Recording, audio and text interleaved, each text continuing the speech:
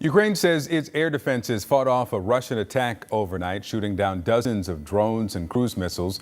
And a key military airfield in western Ukraine was among the targets. Kyiv also says a Russian-guided bomb hit a blood transfusion center in the city of Kupiansk on Saturday, set it on fire. Ukrainian President Vladimir Zelensky says there were casualties, but we don't have those numbers yet. CNN military analyst Lieutenant General Mark Hertling joins me now.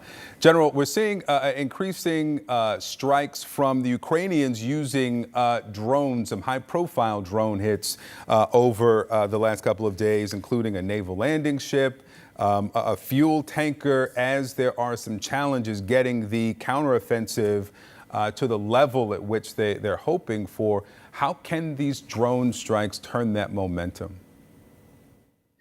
Well, the offensive, first of all, Victor, I would suggest is going slower than many expected, not slower than I expected, to be honest with you. They're conducting some very tough operations. They are through the first of three defensive belts in the southeast toward Berdyansk and Melitopol, two critical areas.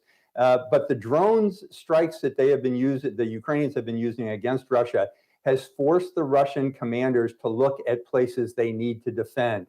Places that they would not have expected months ago. Places, we're talking about a country that doesn't have a navy, Ukraine, conducting naval operations and sinking several Russian ships or damaging them at least.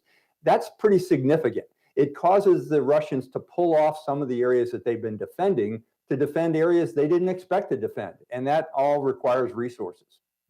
Let's talk about the summit in Jeddah in Saudi Arabia. The Crown Prince Mohammed bin Salman held this summit of dozens of world leaders, hosted the Ukrainians, but not the Russians, to try to get to some framework, some discussion to a peace deal eventually.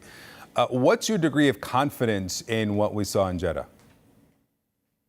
Well, I'm glad you asked that question because not many are covering this critically important conference. Close to 50 nations attended. Russia was not one of them. In that conference, President Zelensky was able to present his 10-point peace plan, which is fascinating in terms of looking at the future. So it's a commitment to future security within Ukraine and what President Zelensky expects out of the end of the war.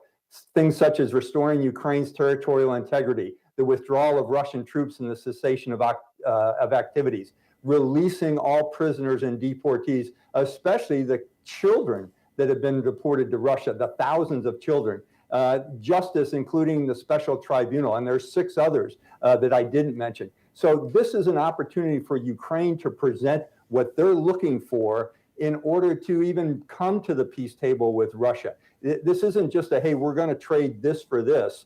Mr. Zelensky has said specifically what he wants out of any kind of relationship with Russia. And it's going to be a tough row to hoe, Victor, to be honest with you, because those are some difficult challenges that Russia is not going to agree to. One other topic here, a pending decision by the U.S. on whether to designate the U.S. Army soldier Travis King, who crossed from South Korea into North Korea last month, to declare him as a prisoner of war. He faces assault charges in South Korea, was going to be sent back to Fort Bliss in Texas. This is about treatment of King while he's in North Korea. Should he be declared a POW? What do you think? Well, I don't think so, Victor, but it's a tough call. And the reason I say no is because a prisoner of war gets all kinds of, actually, things like pay. They're continued to be paid while they're a prisoner.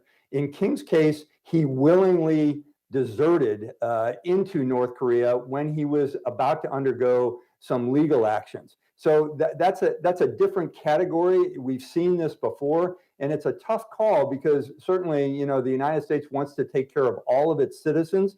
But in this case, this was a willing desertion by a soldier to go into a foreign country. There was no taking of him as a prisoner. He walked across the line. That's going to cause some interesting legal debates within the Pentagon and the State Department, but we'll see what happens. I personally don't believe he should be declared as a prisoner of war. Retired Lieutenant General Mark Hertling, good to see you. Thank you, sir.